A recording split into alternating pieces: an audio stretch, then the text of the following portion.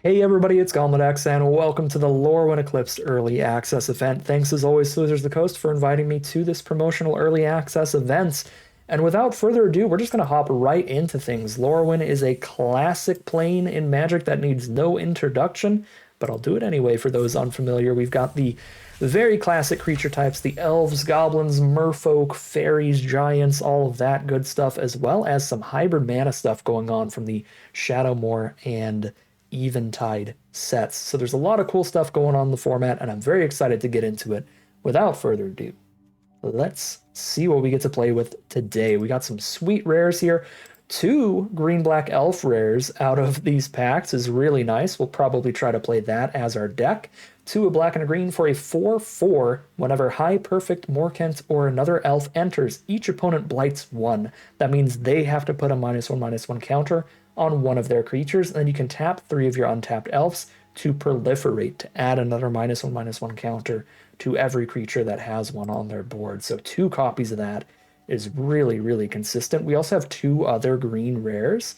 There's a Bristlebane Battler, 2 mana, 6/6, trample ward 2, but keep in mind this is a -1/-1 counter set, so that's probably not the base stats. It does enter with 5 -1/-1 counters on it, but whenever another creature you control enters while this creature has -1/-1 counter on it, remove one.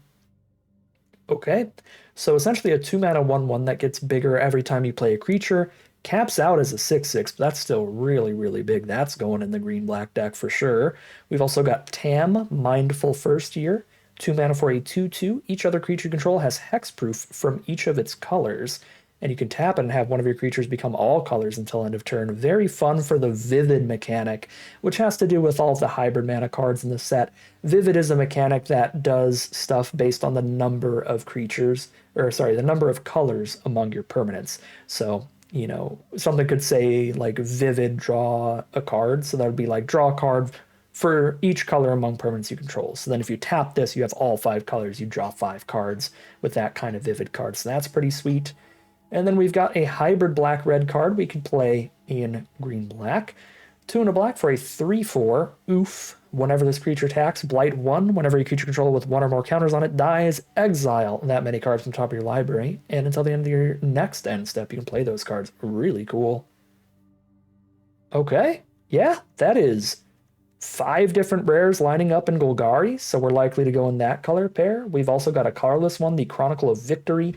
6 mana legendary artifact. When it enters, choose a creature type. Creature control of the chosen type have +2/+2, first strike, and trample. And whenever you cast a spell of the chosen type, draw a card.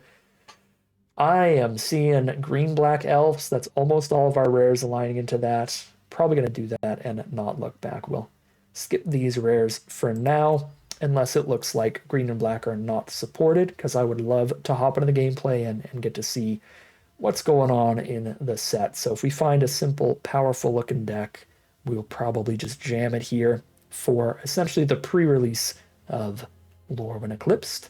Checking out our colorless cards to see where our fixing lies, we have double Furdock Core, which are these changeling mana rocks. They tap for mana of any color, but also they count as elves, or any creature type you want.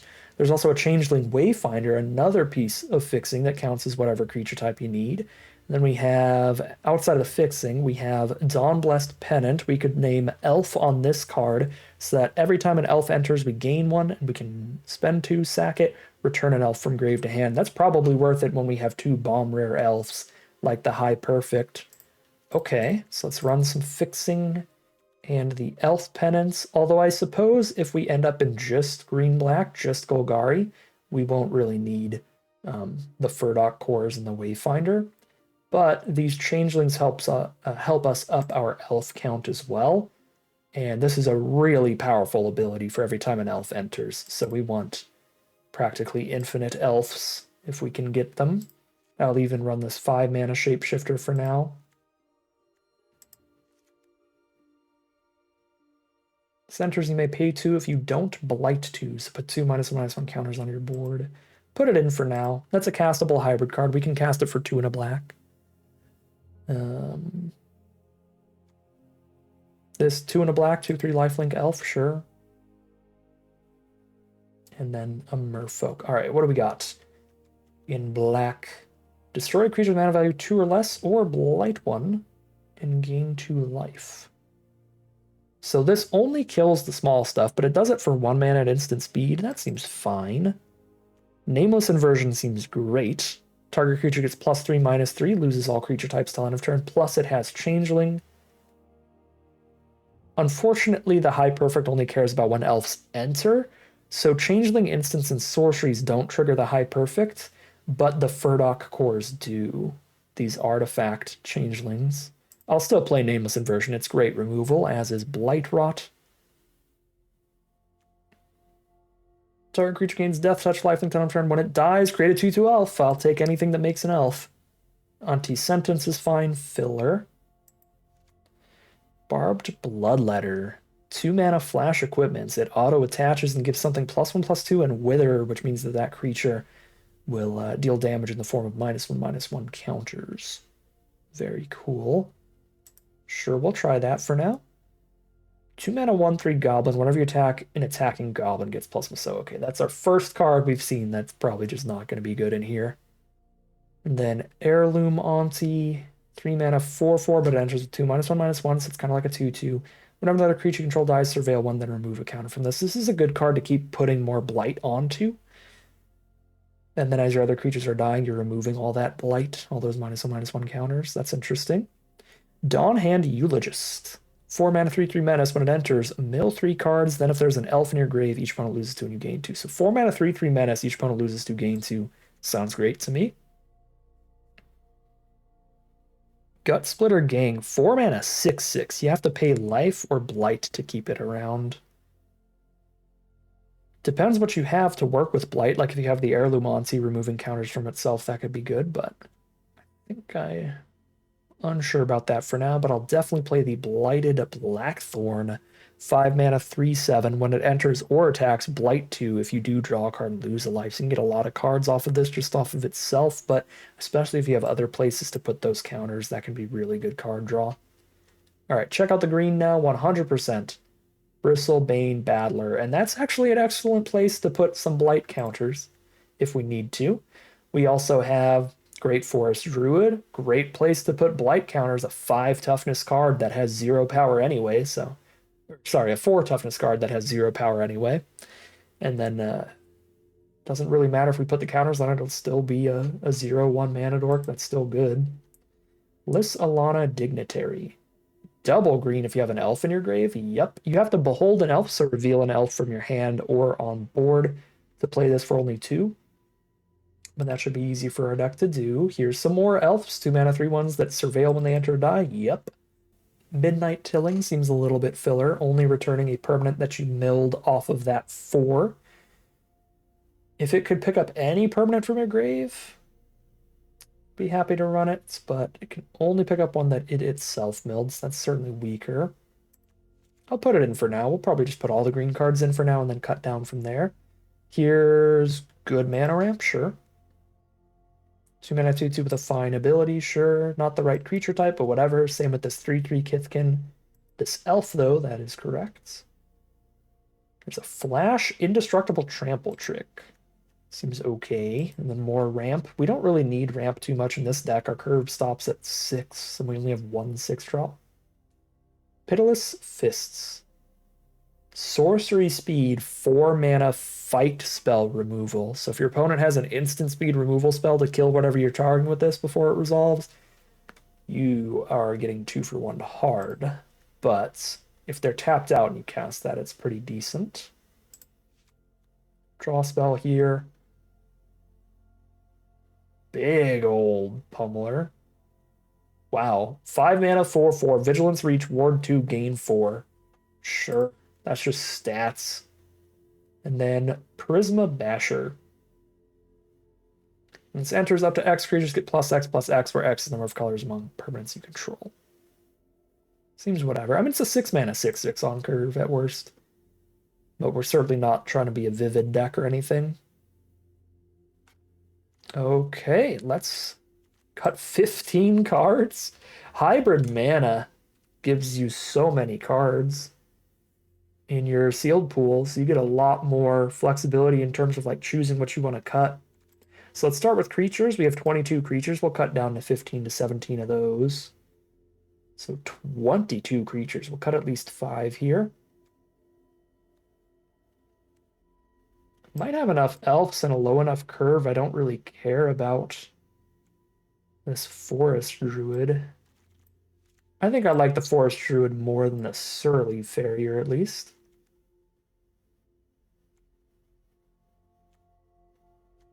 Keep these changeling cards. Cut this blight goblin. Don't think I need the wayfinder in here, although the wayfinder is a reasonable spot to put your blight as well. But I think we're just not running a whole lot of blight in the end, just this one big tree folk, really.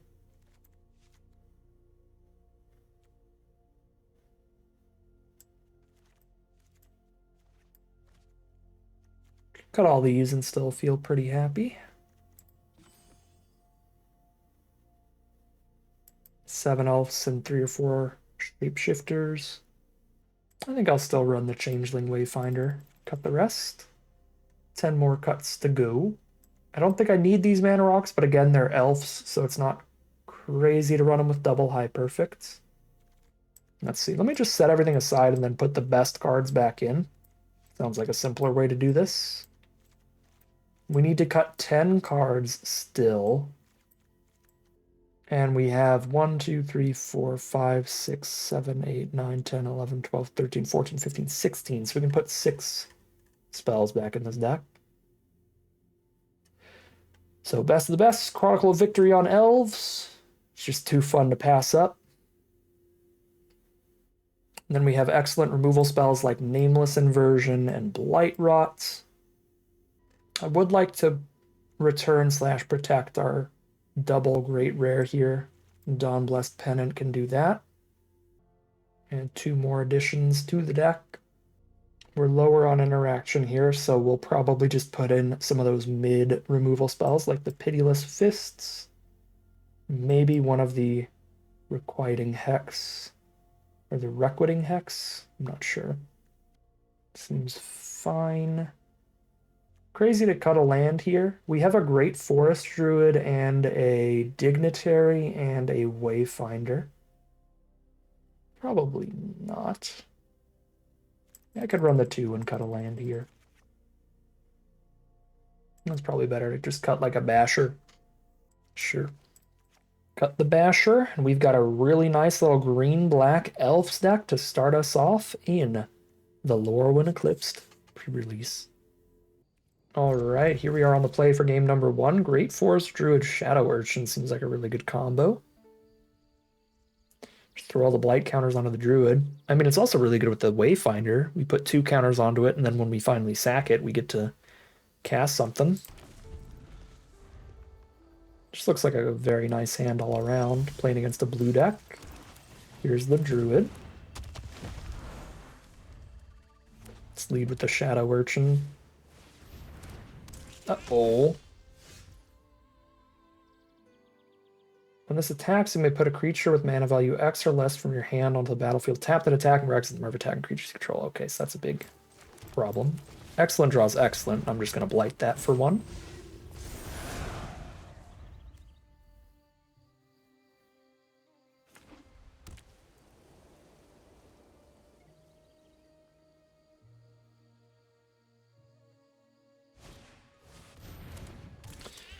Wary Farmer. At the beginning of your end step, if another creature entered the battlefield under your control this turn, surveil 1. Okay, we're just going to spam elves.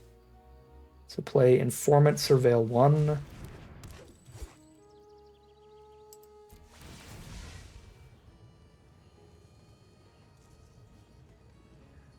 I should have played Wayfinder first.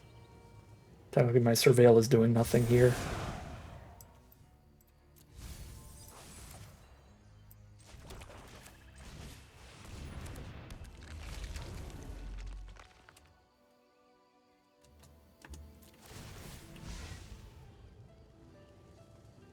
If I proliferate now... Oh, I can only proliferate as a sorcery, dang it. I was going to say if I proliferate now, I can kill both their creatures, but I can only proliferate as a sorcery, so they just put it on sentry. Oh. Or they don't realize I can proliferate. Boom.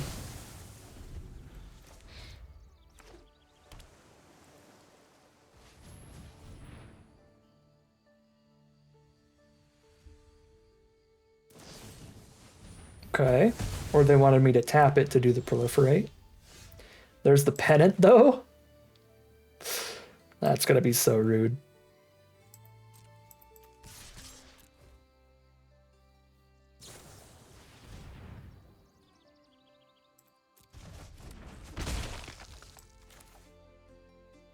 I will keep it. And I will cast it alongside High Perfect next turn.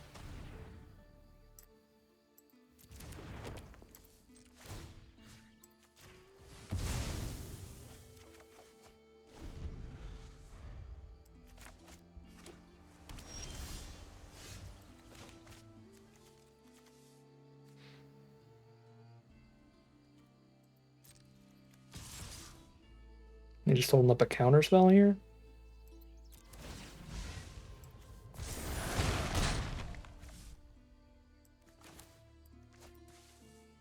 It must be. I guess we still just run it into that.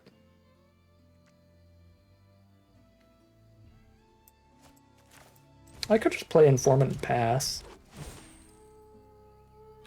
Draw Nameless Inversion. Yeah, we're kind of chilling.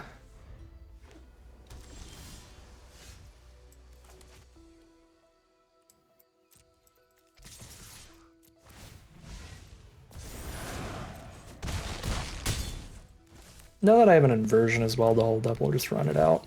Oh, so I just add nothing? Board wipe? Set's brand new. I have no idea how many board wipes there are, like Wrath of God.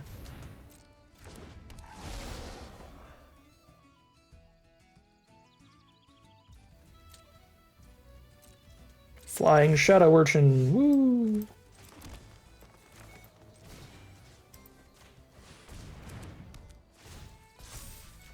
That's lethal.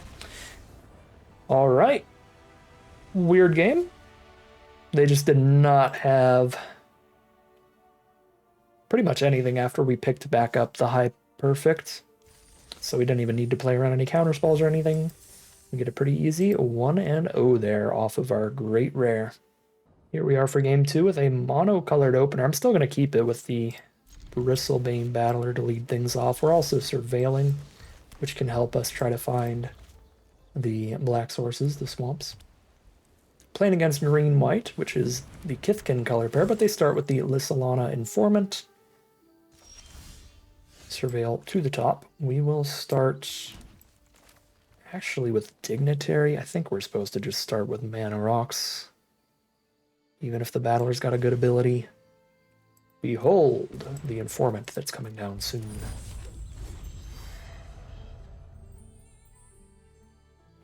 We'll have 5 mana next turn. We're a turn away from Chronicle already.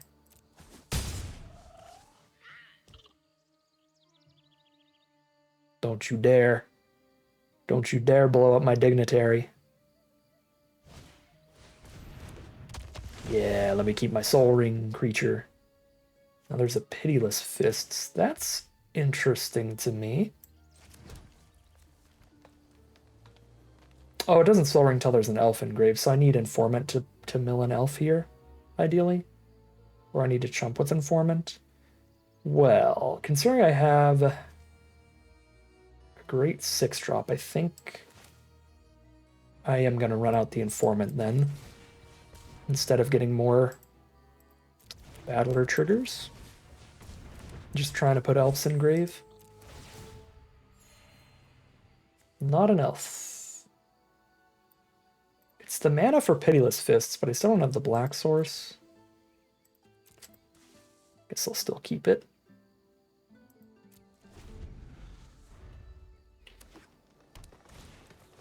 Sapling Nursery, that's a nightmare, right? Every landfall gives them a 3/4 reach. That is indeed an absolute nightmare.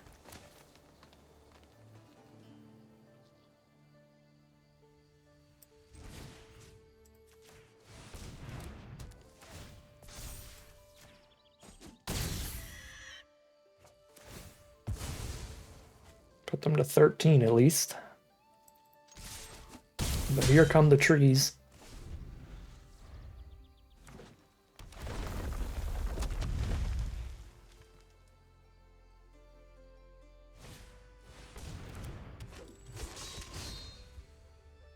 I actually like the Vinebred Brawler here a lot. It's gonna block with the Informant.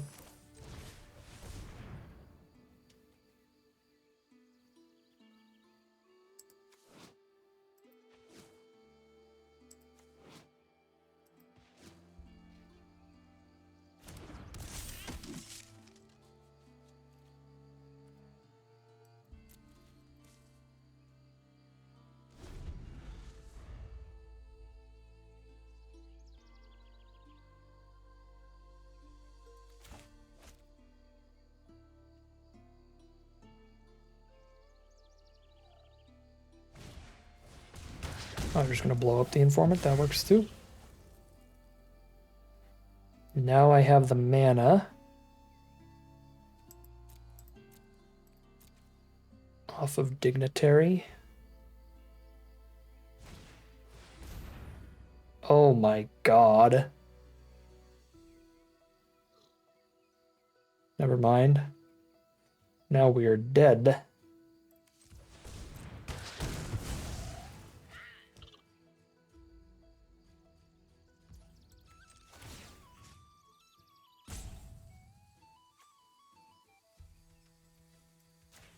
Yeah, double removal there is pretty nasty.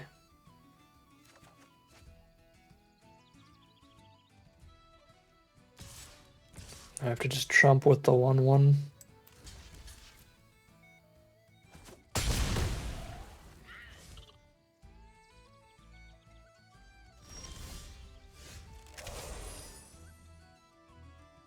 And it's landfall off of any land. It doesn't have to specifically be forests to get the 3/4. But if we get to Chronicle, our creatures will all be big enough to beat the 3/4. Block them forever with First Strike.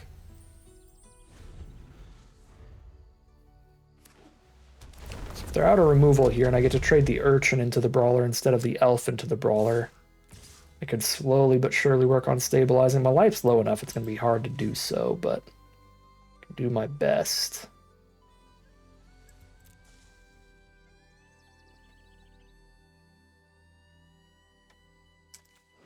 They can exile this to give all their tree folk and forests indestructible, but they can't save the Brawler.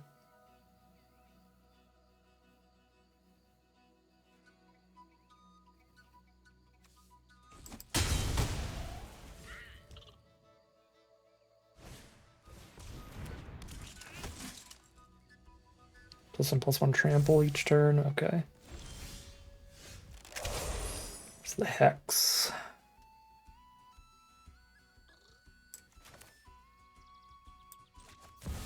I have to tap everybody out. And I have to Hex the Lieutenant and take 6, go to 6. Ooh, it's gonna be close. Eulogist is going to drain them for some life.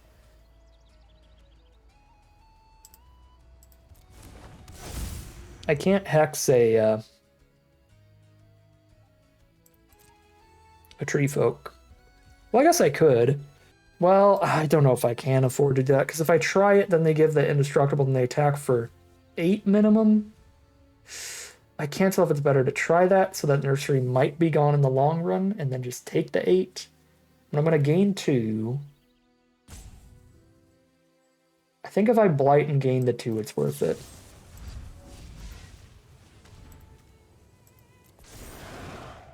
To try to kill Sapling Nursery here.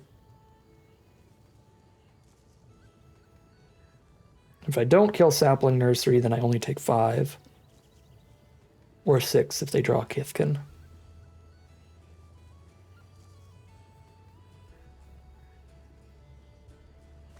Okay. Lands are now officially dead draws, because we killed the nursery with that.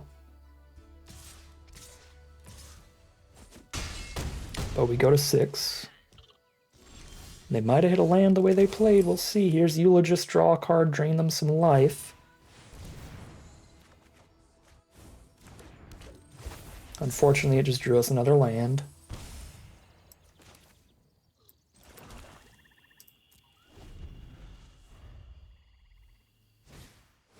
Tend the Springs. They get a land and another 3/4.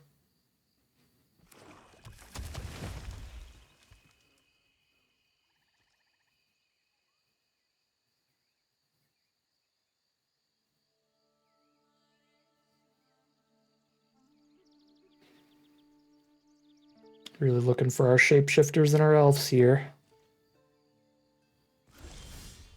And there you go.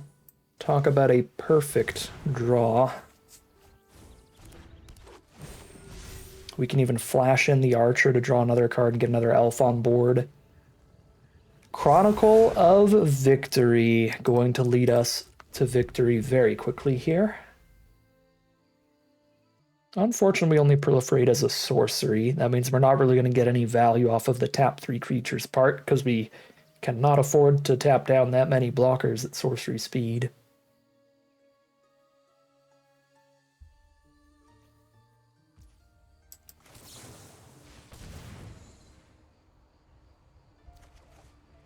Oh my god. It's unfortunate that the legend rule is a thing.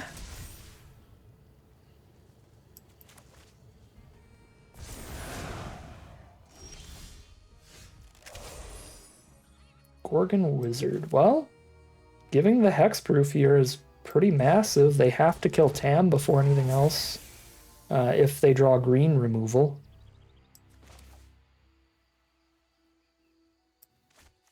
Three untapped elves specifically.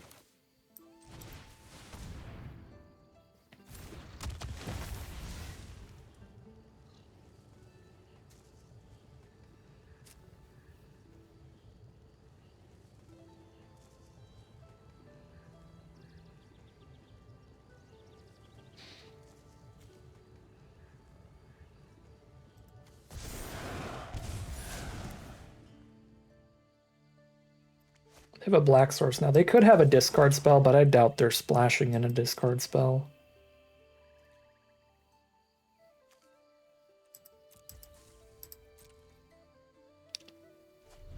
Getting very close to attacks.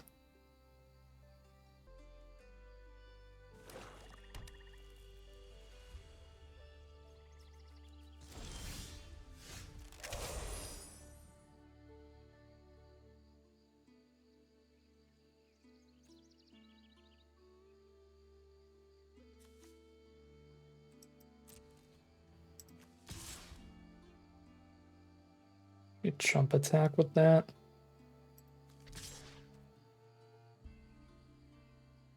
They could double block this with 2 3/4s. I would kill.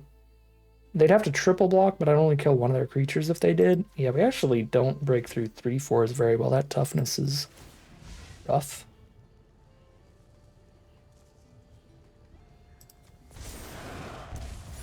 That's an elf.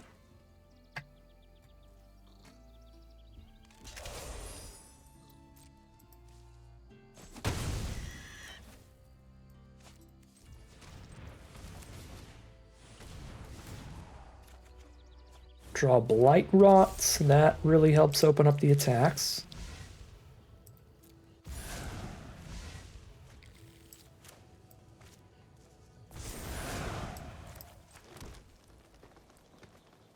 Tap 3 elves to kill this druid. But again, then I have 3 blockers at 6 life.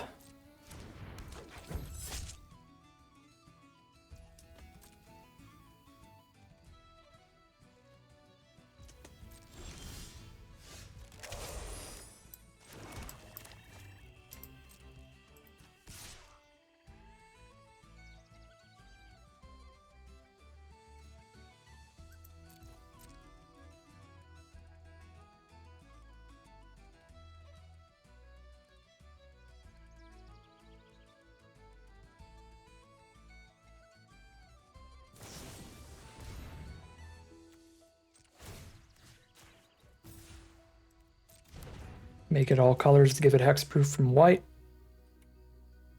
against that white removal spell.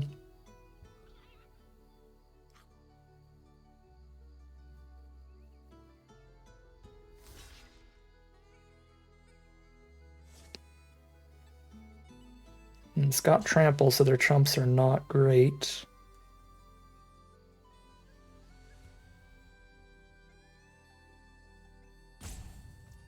But they will still trump 1 damage with the druid, fair enough. Trample 5, they go to 6 and pass.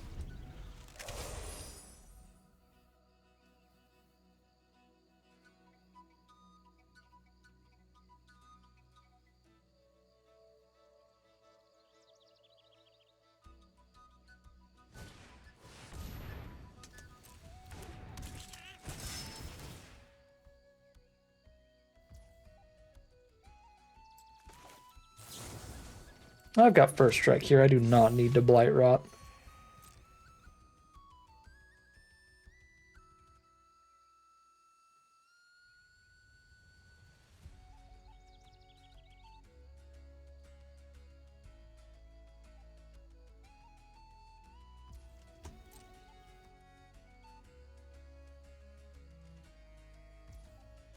They pass through.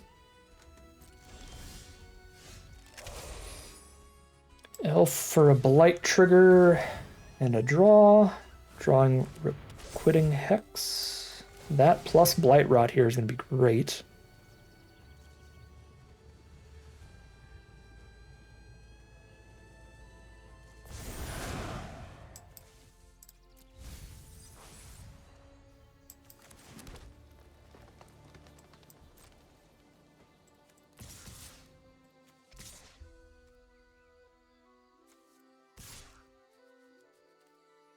I think the odds of them getting trampled over for lethal are good enough here to send in all now with double removal.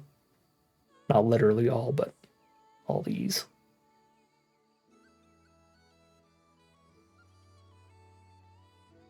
I'm sure there's a way they could barely survive, but if they do find that way, then they'll not have nearly enough creatures to kill me on the crackback regardless.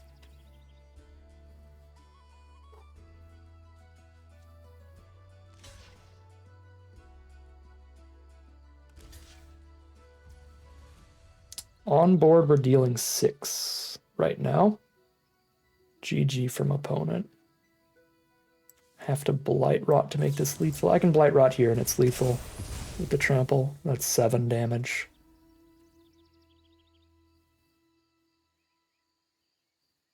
We'll do this just to be safe. Okay, yeah, there's the concession from our opponent.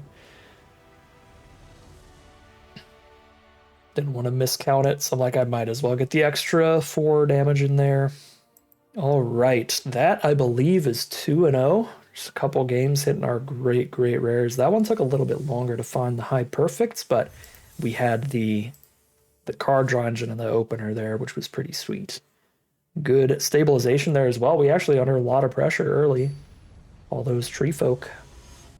All right, we know the plan here. We got the pennant, we got the high perfect. Just run those together. It's a slower hand. We're not going to actually play any creatures till turn 3. But it's got a plan.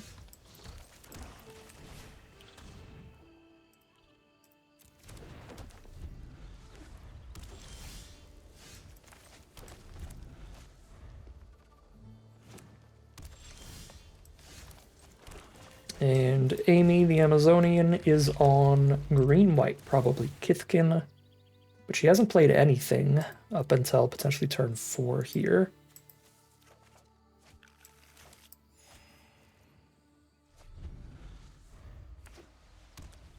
Turn 4 now. Still hasn't played anything.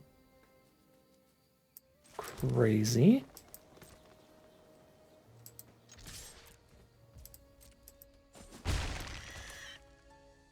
I mean, this is literally just 1 more power than my spider.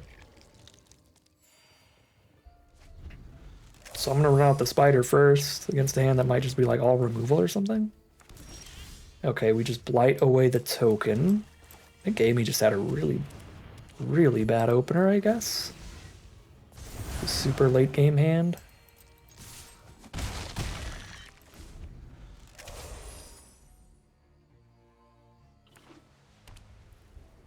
She does get a 1/1 every single turn, which is a good counteraction to the high perfect. keep out and destroy the Chitness Graspling.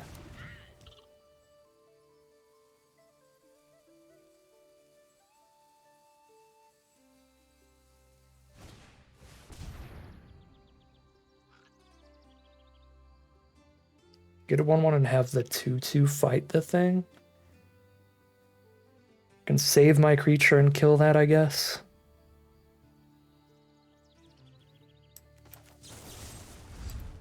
I mean, it's weird, but I guess the way this game's going, we just save it.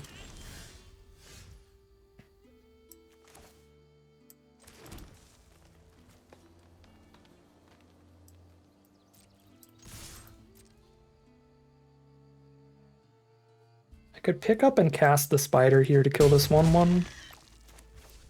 I'm just gonna play Pummeler for hire. I just realized the board is based on how much higher your life is than your opponent's, I think. Like, the higher your life, the more Lorwyn it is. The lower your life, the more Shadowmoor it is.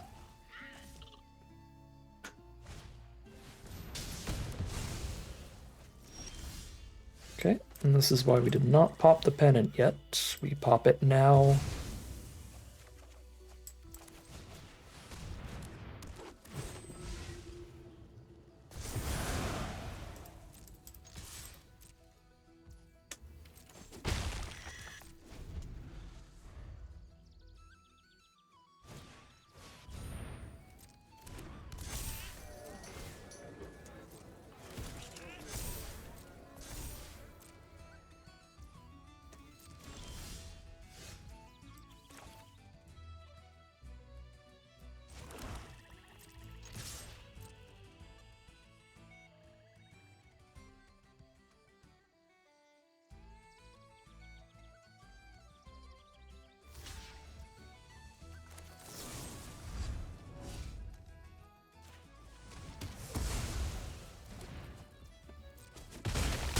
Spent a lot of removal dealing with the skin binding stuff.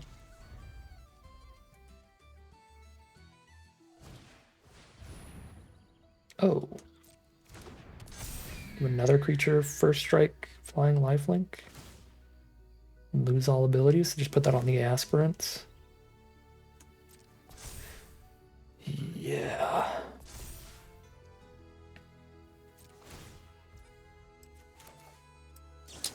I just kill that.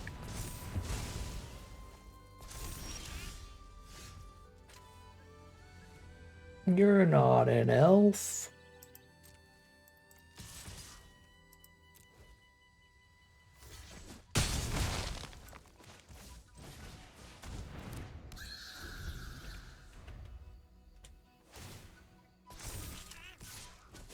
The lifelink swings are gonna be big here with that kin binding.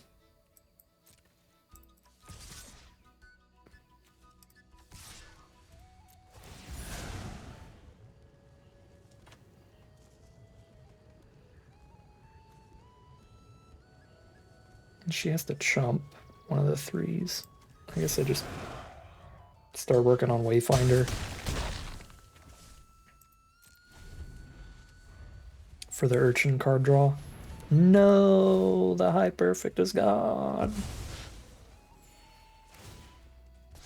Urchin's still here to draw cards. The life gain's getting bigger.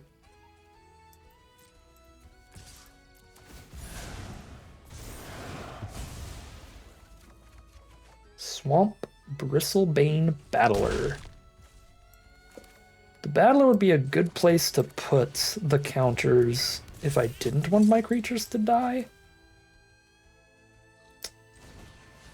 Oh, I guess actually if I played that the other order, I could have made it so I could sack that to draw 6 next turn. I probably should have went for that instead. Instead of a bigger creature. Okay. Kin binding popping off. Gain 4. She's so stable.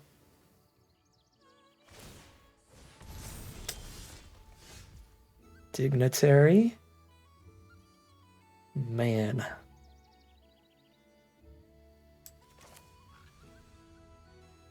Okay.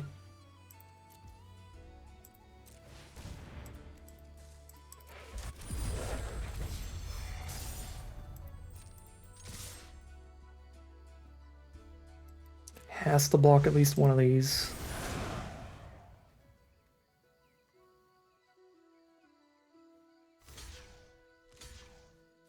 Kill the Eulogist and Shump.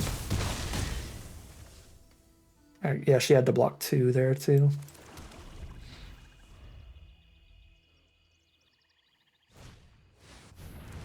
Ooh.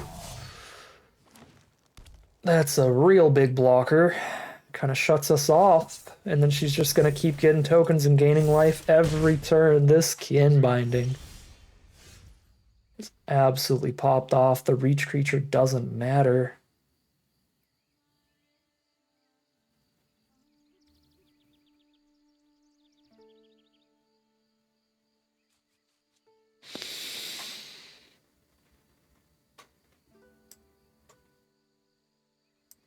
Because the first strike...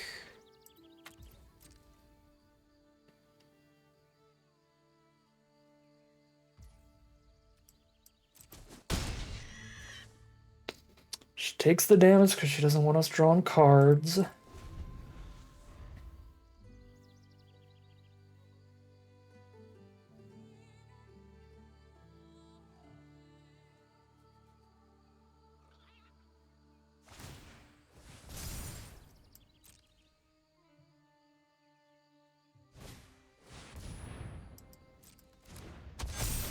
Straight gas. Gigantic creature, double buff, the kin binding.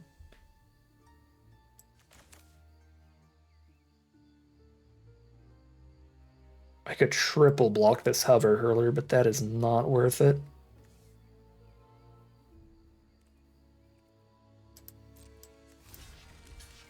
Just draw the 1.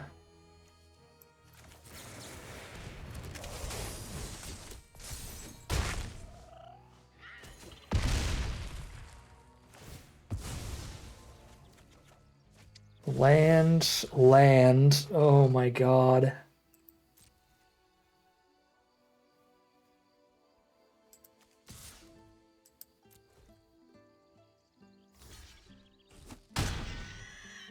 Two last draws.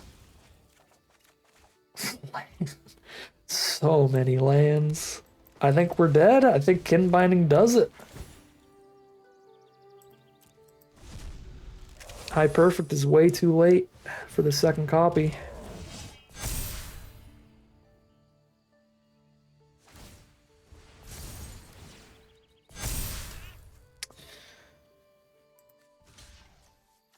Gross.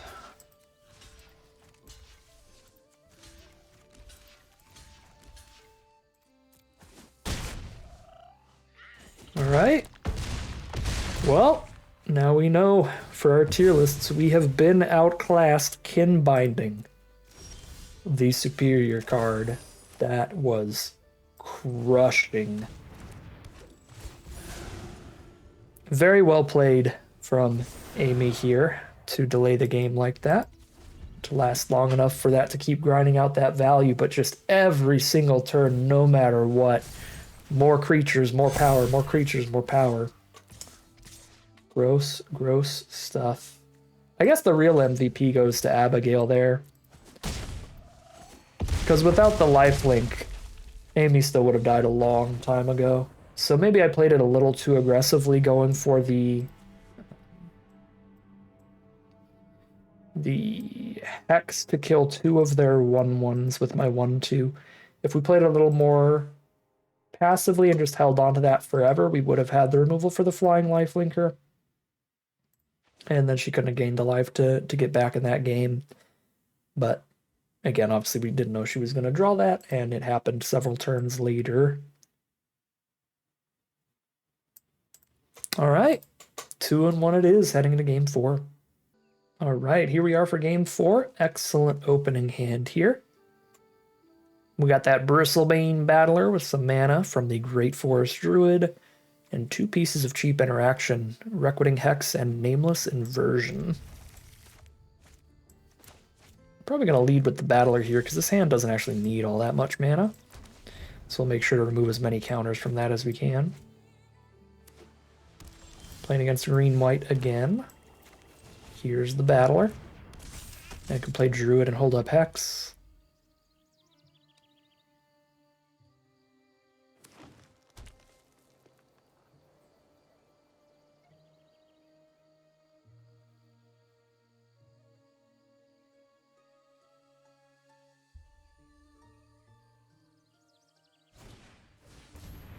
And our opponent is ramping up with Shimmer Wild's Growth on white, so they're just a 2-color deck here. Play our creature pre-combat for the extra damage and jam in.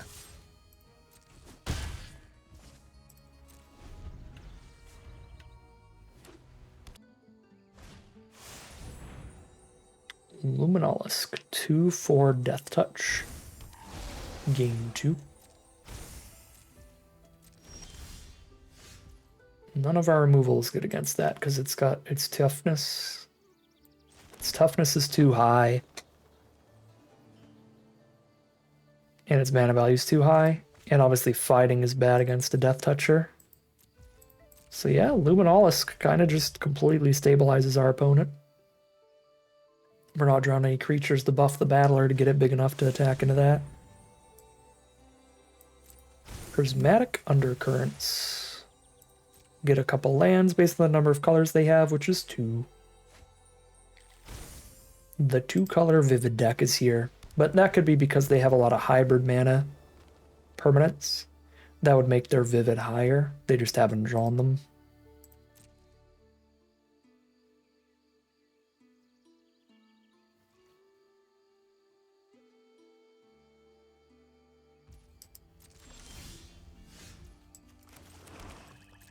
Draws are pretty awkward this game. It's basically just our opening hand and then all lands. This is what we've had. Yeah, these 4 spells were all in our opener.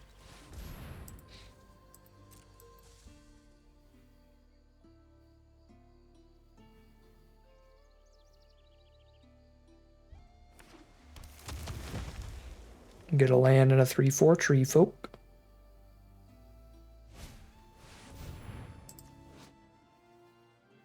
Spells you cast of the chosen type cost 1 less. When it enters and the beginning of your upkeep, look at the top. If it's a card of the chosen type, reveal it, put it into your hand.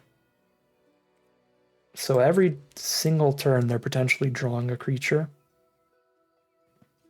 That's really bad for a long game, and we have drawn no creatures, so it's going to be a long game. That'll grind out a lot of value for them.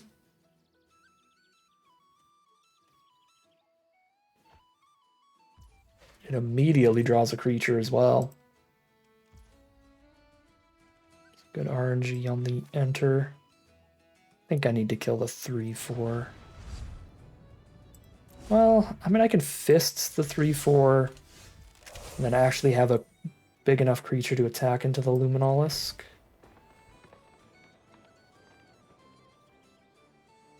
Well, I'd really rather not trade the Battler into the Luminolisk. Got an Informant.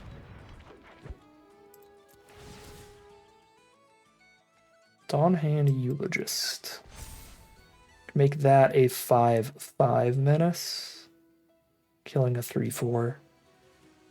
And then have that try to kill the Luminolisk later. Sounds like a plan.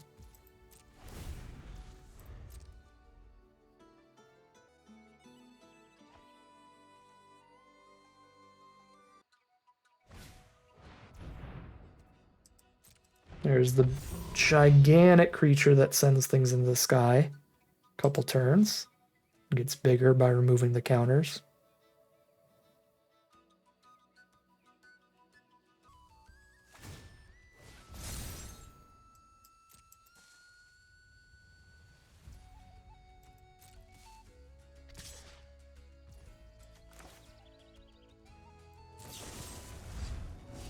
Yeah, I'll kill the token. Stop that damage.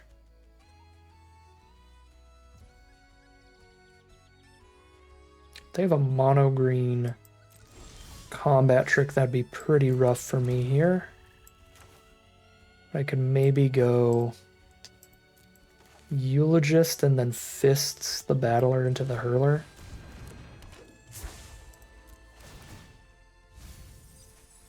We did not mill an elf, no life drain then.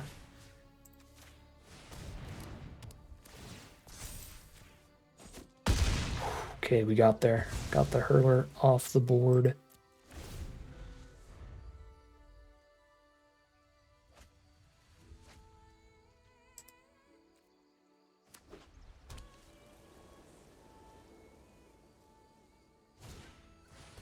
Changeling Wayfinder.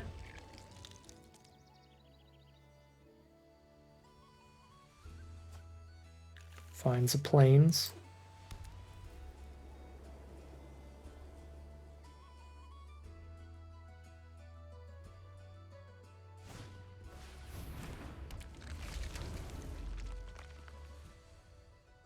Could inversion the Feastling if we need to.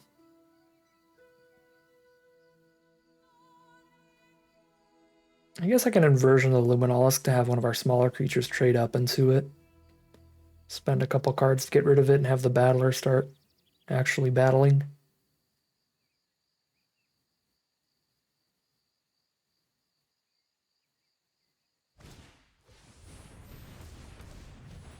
Maybe not. 5/6s here. We just draw more mana.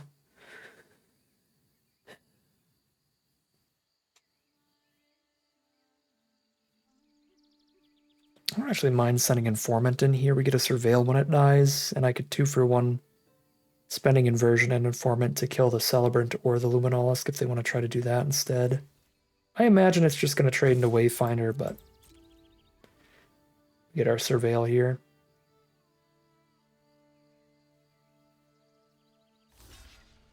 Alright, you got it. I need to stop drawing lands. So I need some Surveil. Tam. Make sure they can't kill the battler and makes it a 7/7, sure. It's gonna be a slow one here, which is unfortunate. Trying to record for about an hour per event so that I can get 7 videos out for you all. This is gonna go well over an hour, because this game is probably gonna take another 5-10 minutes. We'll see. But this will be the last game of the video, win or lose. Let's see how it goes. It's kind of a top deck war here. See who draws the goods.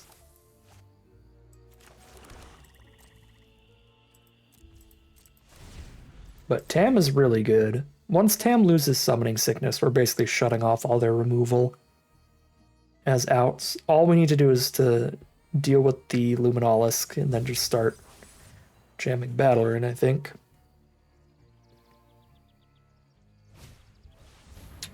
Okay, not anymore. Now, even if I kill Luminolisk, they can like triple block Battler and we're still vibing. So we're really just trying to draw a High Perfect or a Mythic here. One of our 3 big bombs.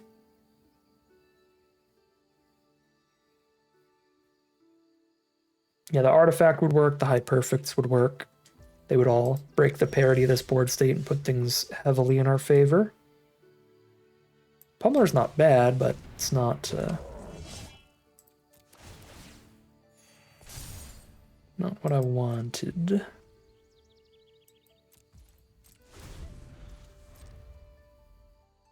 Doesn't break through.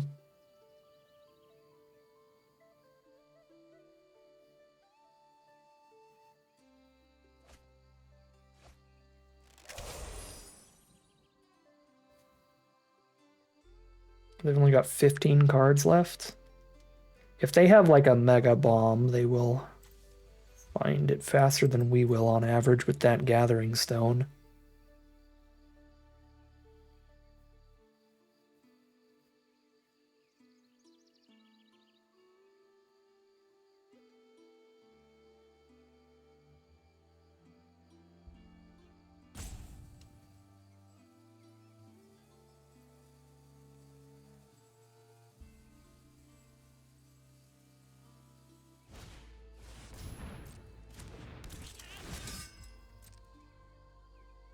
First striking, life-linking feastlings are theoretically scary, but our creatures are bigger. Oh my god.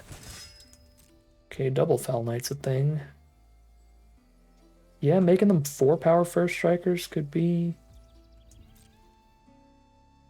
gross.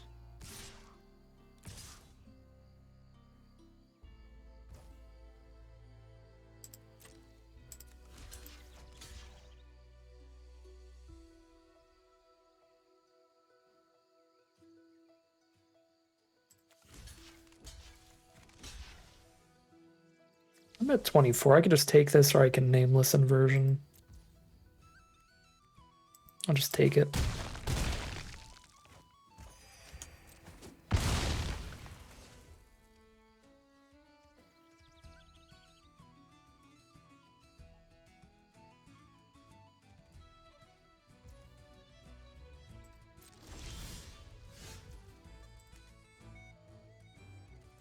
Nobody in our grave is good enough for that yet. I guess I can attack and then pen it back the Kithkin, but it's going to be a 1-1 for a long time, and I need big blockers right now. Yeah, I can't. I'm just going to run this out on elves.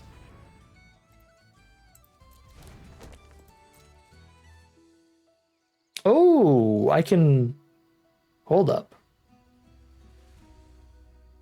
Yes, I can double nameless inversion now. Although, again, now they have chunky enough blockers, it doesn't matter still. But I could, like, nameless inversion, Luminolisk, pick up nameless inversion, and again. For -6.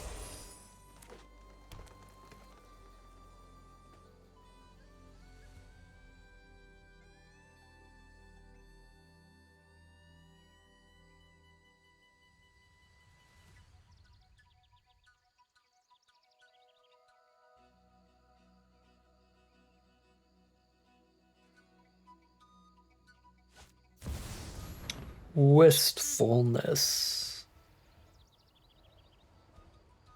Okay, so it's just a 6/5 and they exile one of our cards. Okay, that's not awful.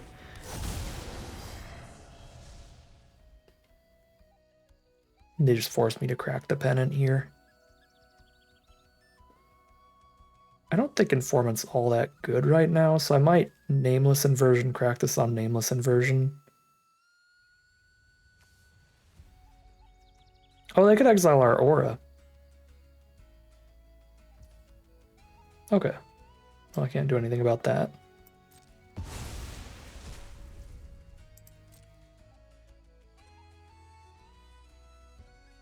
I forgot about the aura there.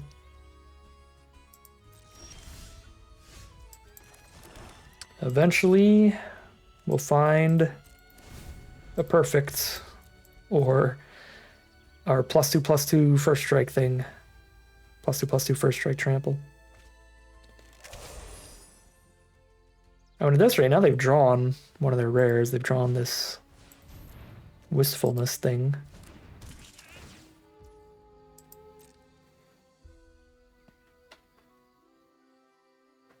So maybe, I mean, we've seen one of their scariest cards. Maybe they'll actually just mill out here.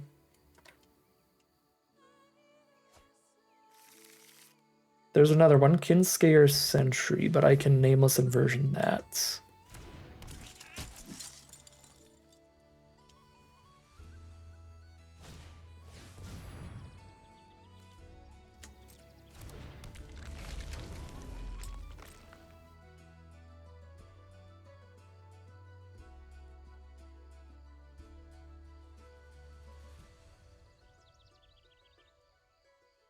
That wistfulness is actually a really bad stat line for me. Because if I trade my 6/6 off, I'm not holding off the 5/6 and all the other stuff. Okay, they don't attack with it anyway. Cool. Inversion the Sentry. Before it has a chance to attack.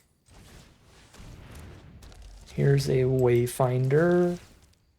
Gain life and thin the deck out toward the bombs. Chronicle, high perfects. Those are what we're looking for.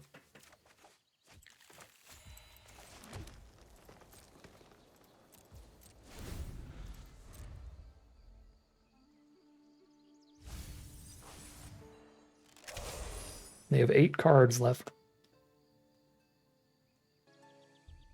They have no onboard tricks for this, do they? Nope.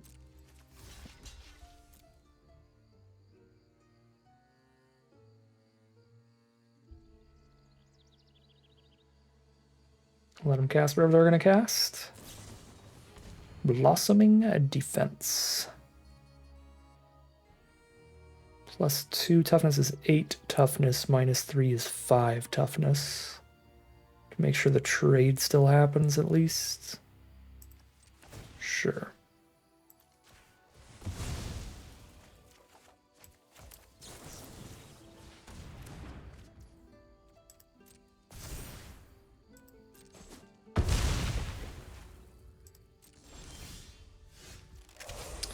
Where are you three?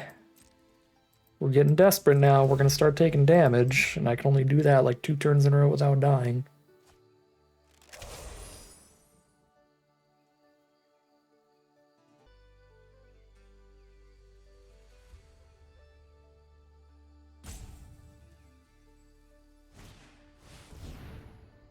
There goes Tam.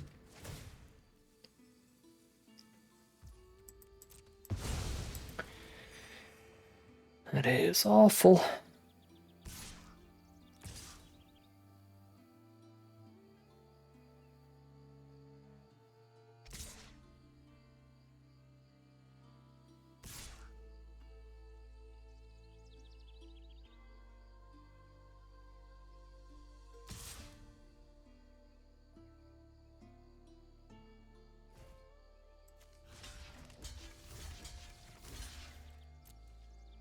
Take 11, go to 9.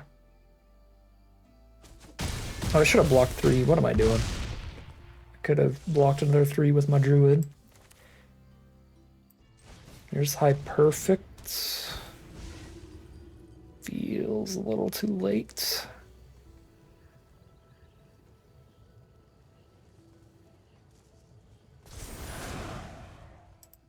We'll see. I should be at 13 life. It might not have been too late if I was at 13.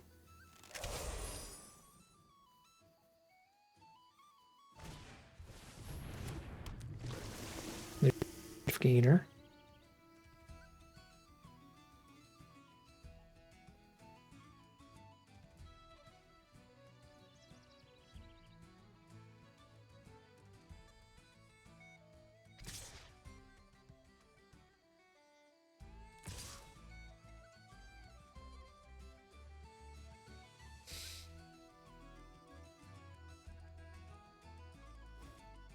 Yeah, that Death Toucher is rough.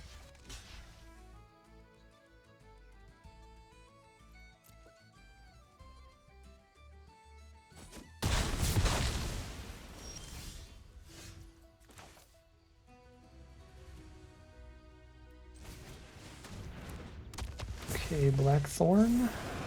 Okay.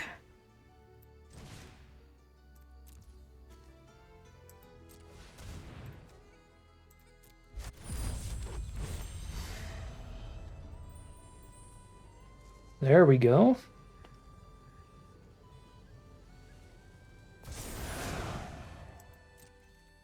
They have 6 cards in their deck.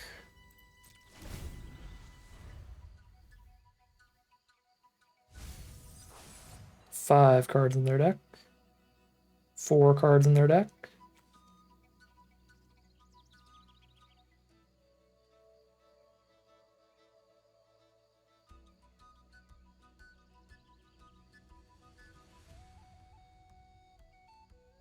I feel like I'm gonna die for my no block with the druid that one turn. I feel like I'm gonna die by like 3 life. It is really close.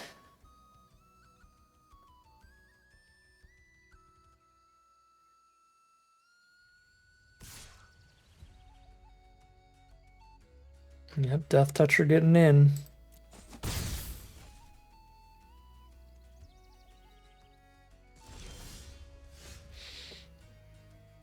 Awkward. I mean, I guess if they attack with only the Death Toucher again, we actually trade now.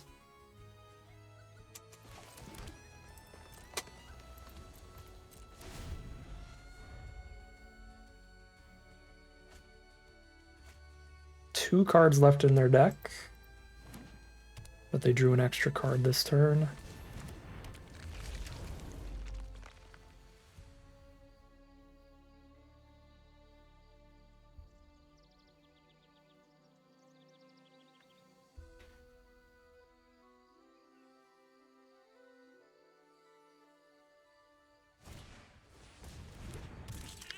Another creature, and it's one that gives vigilance.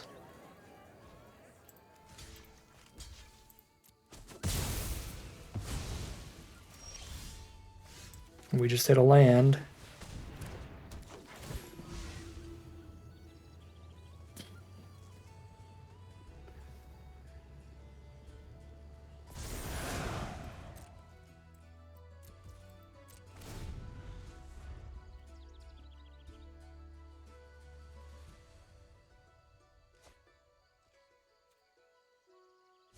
They have 2 attacks to kill us. Here's their first one.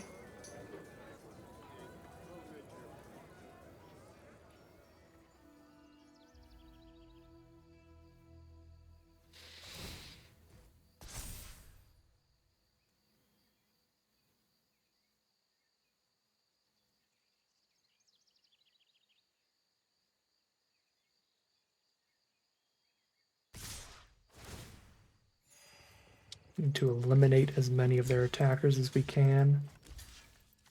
Should we do like this? Go to 6.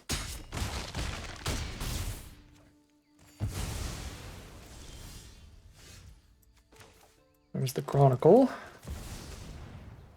on elves. Pass. This is their final combat, unless they printed some kind of Thassa's Oracle into this set, and it's in green or white, which I doubt.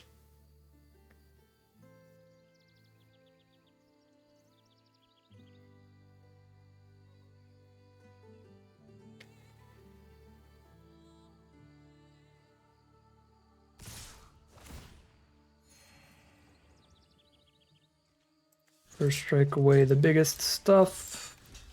Block with a 3/7 as well. Destroy an attacking or blocking creature. But they are out of cards in their deck. We just drop an Urchin past the turn. And they have milled out. Gathering Stone was too good.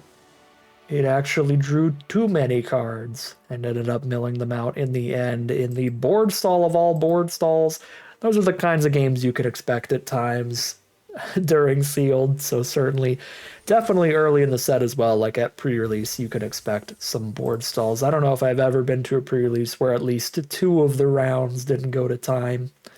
There's a lot of big board stall stuff like that, but that's part of Magic. 3-1 it is. We found our great rares in 3 of those 4 games, just in time. I mean, our only loss was to Amy, who had the 1/1s coming out every turn. I think we could have won that game as well if I played it safer with Requiting Hex and had that left by the time she hit that lifelink. I mean, certainly if I did, we could have won that game as well, but that was hard to see coming. So yeah, could have been 4-0 here if we played perfectly, or at least if we played as if we knew the future and we knew that Lifelinker was coming. So really good stuff from the sealed pool. This was an excellent way to start it off, keep things nice and simple for us, get 2 great elf rares, as well as the other kind of typal rare here, wanting you to run a bunch of creatures of the same type. Obviously, we choose elves with that card, and we get a really nice green-black deck. Pretty big overperformer to Tam here. Tam looked a little bit filler to me, but as soon as we actually got to do the hexproof trick thing, I was like, wait a second. This is kind of just a beefier Mother of Runes, where it's going to give one of your creatures that hexproof protection from any removal spell for the rest of the game. If you've got that Tam untapped, they have to kill Tam first. Otherwise, you just get to tap and counter any colored spell from targeting them. So Tam was better than I thought, but the high perfects were great, and we thought they were going to be great. The Chronicle was great. We thought it was going to be great. Those were much more simple. The Shadow Urchin was pretty interesting. We drew a lot of cards with it a couple times. So I'm going to say it was pretty decent. Maybe not quite as exciting as it looked to me, but it was a solid rare for us as well. So that was a pretty good card too. Overall, just great stuff from the deck. Happy to open such a sweet sealed pool to start it off and get a solid 3-1 record. But I gotta record 6 more videos in this one day for you all. We gotta get to some more drafts and sealeds, some variety, show off as many different archetypes from Lorwyn Eclipsed as we can. So I'm going to be ending the video there, but if you're interested in seeing some more early access Lorwyn Eclipsed, stick around because we're going to be doing these videos daily until it launches on Arena next Tuesday. But for me, for now, that is going to end today's video. As always, I'd like to thank my patrons and YouTube members for their support, as well as you for watching the video. If you enjoyed it and you're interested in seeing some more, you can always like, comment, and subscribe to tell the YouTube algorithm to send you some more in your recommended feed. If you'd like to catch me live, check out the Twitch channel, the link in the description below. If you'd like to support the channel directly, you can check out the Patreon link in the description below. And other than that, as always, thank you very much for watching, and I'll see you again soon for some more Magic Arena.